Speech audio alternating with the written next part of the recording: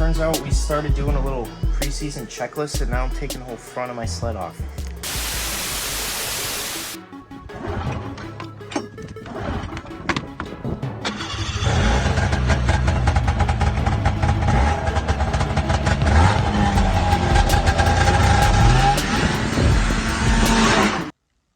Alright guys, we're back in the shop today. I've been kind of busy insulating, haven't really worked on anything, and I kind of just really want to work on something. And the temperature is dropping, so I brought my Skidoo in here, and I thought it'd be kind of a good idea to make a video to show like preseason checklists and some maintenance you should do on not just your rev, but like any sled in general. This will be for, because I got to do a few things I want to get ready before we actually start riding trails. If your sled needs a battery, you might want to check the voltage. If it's been sitting all summer or whatnot, I just put a new battery in here, so I know it's good, but it's always just a good idea to check.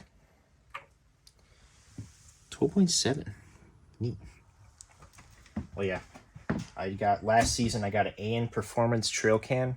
It's a trail can, not a mountain can, and I really like how it sounds. It has a really nice tone, but it's not obnoxiously loud. Obviously, you want to check your coolant level, oil level. If you have a fuel gauge, does that work? I know these revs, these fuel gauges, they aren't the best, but I did replace that one. I guess we'll start on this side of the sled. Check the thickness of the brake pads. This is kind of rev specific, but apparently this is normal play, but I don't know. Check your brakes. And what I was doing the past 2 seasons, I don't know if it's a common with just Skidoos or revs or the older MXZs, but apparently if anything goes wrong with the caliper or master, you can hang up a caliper, and that's when stuff starts on fire. So you definitely don't want to do that. I guess the best way to prevent that, keep up on your brakes. And I recently changed my fluid. I believe it's .4 on this, but change your brake fluid if you don't know when it was last changed. Might even stop better than it ever has. Looking at this sled, we're coming up on almost, this rev chassis is almost 20 years old, and I consider this my new sled because it's like the newest sled I have, and it's still in pretty good shape. We are approaching, I think I'm just over 6,000 miles, but getting to that age where you just gotta check stuff all the time. She's junk. No. While we're here too, I'm gonna check my chain case fluid. Looks good, but there is some metal in here.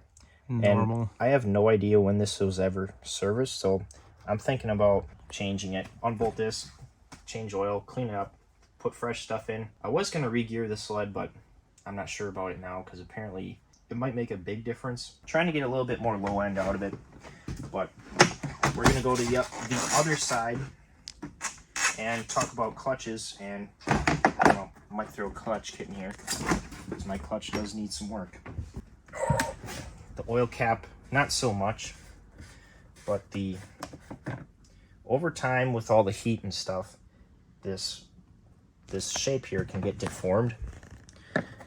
And the oil reservoir, I don't know if it's as big of a deal, but for a while my sled, it was leaking coolant. It kept like burping and overflow because this coolant jug gets so hot that this will get all deformed. So I'm gonna buy it. It's like aluminum insert that goes in here. You heat this up with a heat gun and then put that insert in, and it'll keep it nice and round so that your cap actually seals. But yeah, check your coolant. I always keep an eye on it. If it's using any, I kind of know. Alright, come around to the back of my sled. I found my toolkit that was rolling around the back seat of my truck for some reason instead of being on my sled. But actually open up your toolkit and make sure everything's in there, and then just so you know what's in here, what you have, and make sure you know how to use all this stuff, like this handy clutch sheave spreader in case you blow a belt.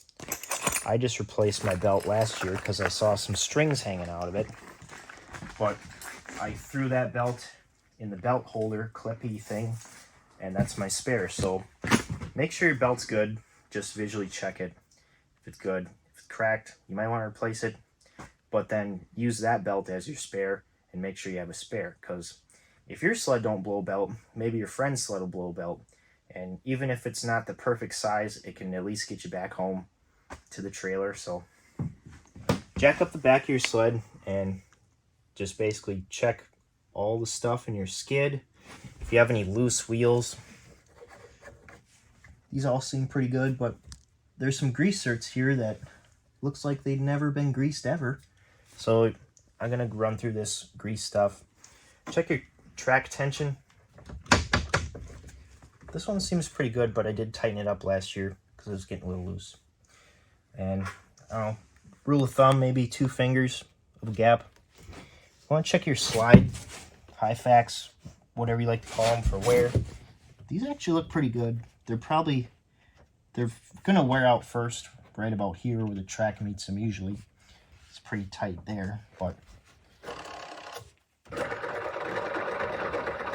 she's a little loose, but she's not that sloppy. Maybe if your shocks are leaking oil, you might want to look into that. But this track is studded. I sharpened my studs last year. These studs really aren't long enough for what I would like. They help on the trail though, but if you have studs, the number one reason that tracks wear out that are studded is because these bolts come loose and then they rip out, they bend, they tear, and they're put more abuse on your track. So basically make sure they're all tight. Over this side, you got the clutches. I got a new belt recently, but you want to check your belt, check your deflection, make sure it's not too loose, too tight. On these sleds, you kind of want the bottom of these grooves to be flush with your secondary. If your belt doesn't have these ribs on the back side, just the belt would be flush then with your secondary.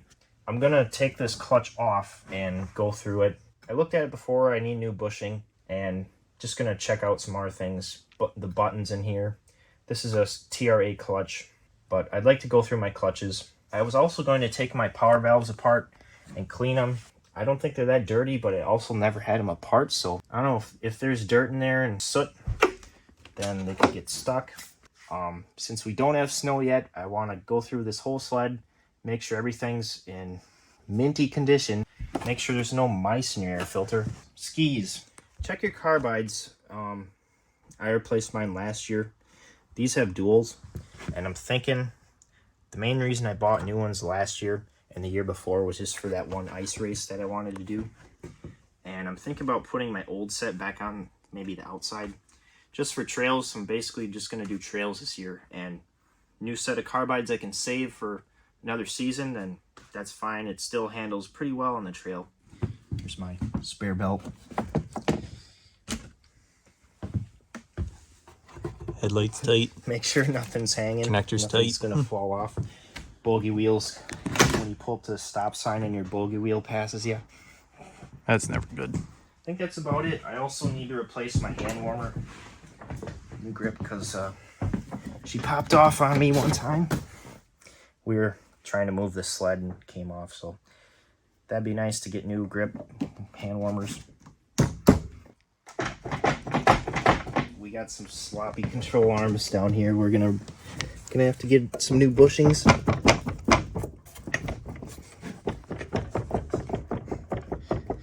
Yep, it's time. Yeah. Steering is good though. Oh yeah, jack your sled up so you can actually feel the slop. So you can actually check things, because you might have it on the ground and not feel that. Also, older sleds, trailing arms, you might have some grease points on there you'd want to grease. So yeah, that's basically our once over. I actually got this bolt to turn. It might snap. Oh! Ooh. Oh, she's going. Let me get the 16 on the Ugga Dugga. Take my belt off. Yeah. I'm going to take both clutches off. What's that look like? What? Oh, that, well, Spring one day out on the trail, I opened up the door, and all this stuff's just laying here. There's like a set screw that tightens this to the bolt. Basically, there's 6 settings in here, but yeah, it came loose. It's just sitting there. That's probably why the kit came with those spare springs. But you're supposed to just be able to, if you want to change your engagement RPM, say you have more or less snow, you just push this. And mine too, they get kind of stuck. It might just be my clutch, but you push this in and then you can turn it. and then you can make adjustments on the fly instead of having to take that bolt out. Clean them up. But yeah, she might be dirty. Oh yeah, we're also gonna. I'm just gonna look at the plugs. Might not even change them, but basically this spreads the secondary. Apparently those team-tied clutches can slide in and out on their own, which really help with belt wear. They're about $400 though. But yeah, now the belt just comes right off. Getting on my toolkit. Part numbers. Now that I see how the front end is, since I have to take all this apart, like I don't need to take the ski apart, but I'm just cracking all these bolts loose because honestly they're getting pretty cruddy, and I think I'm going to put in all new hardware. And I might sandblast this and this, powder coat it black, gloss black maybe, make it look good. I kind of want to paint my tunnel, scuff it up, put a good primer on there, and then paint it gloss black. I want to get some different running boards that let the snow out. I want to get a riser. I want to get a trail can. So we don't have our clutch puller right here, so I thought I'll take these off, take a look at them. So basically, this is kind of like a valve that opens and closes off a throttle. Can make your sled more snappy up top or down low, and they get sooty over time. So I'm gonna take them apart. Never had them apart ever, so we're gonna look at them. Yeah, because there's a red cap on each of them, as you can see right there. And the more you have that red cap screwed in, the tighter, there's a spring inside each one. And the more you have it screwed in, that makes the spring smaller, which makes the tension higher, which pushes more tension on the exhaust valves that go down. So when you're at, it takes a lot more engine RPM to push those exhaust valves back up. Basically, it's a door that blocks off your exhaust. Yeah. And when your exhaust port's smaller, it's more snappy. But when you want more power up high, you want it to open, so your exhaust port gets bigger. Yep. And yeah, so it kind of makes the sled more snappy down low. Yeah, so if you have them tighter inwards, it'll have less bottom end technically, but it'll have a harder hit on the top end. Oh yeah, it's like a diaphragm. But if you have them screwed farther out, it makes the spring looser, so the exhaust valves will open really quick right off the bottom end, and it'll have a little bit more snap and responsiveness to it.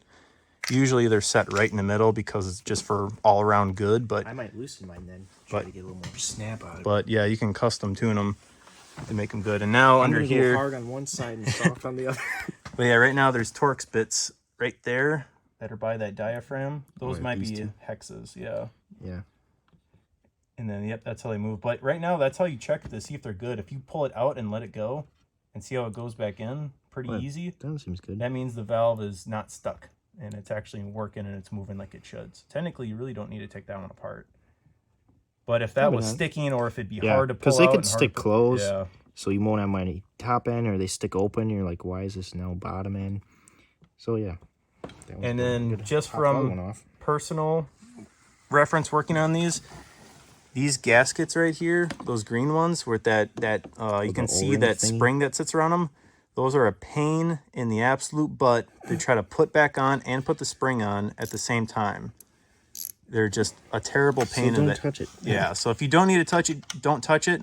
But unfortunately, in case your ray valve gaskets are leaking right here that go around the outside, you have to pull those off, and they're a big pain in the butt. And don't rip them, because some of these models, you cannot get them, or they're just very expensive. All right, pulling the plugs out, seeing how they look. A little sooty, but it's also hasn't been started in, what, how many months? I actually haven't started it all summer, all season, because I didn't have a battery. So like right now, basically? Yeah, and like we were saying, I started up, drove it in here. It's probably running a little rough. But yeah, I think once it gets hot, I can't get this to focus. There we go. As long as it's not lean, because I was kind of worried putting that can on, but it looks like it didn't affect it at all. I bet you with first ride, she'll clear up. I do have a brand new set of spares, though. Yeah, same thing. That's another thing. Make sure you got spare plugs, because plugs can just randomly foul for no reason. It's just two-stroke mentality. Chinese plugs. Chinese. Nah, they're NGKs. I'd rerun them. I'll clean them off with the propane, with the torch. As long as the piston didn't smash the gap closed, you're good. Yep.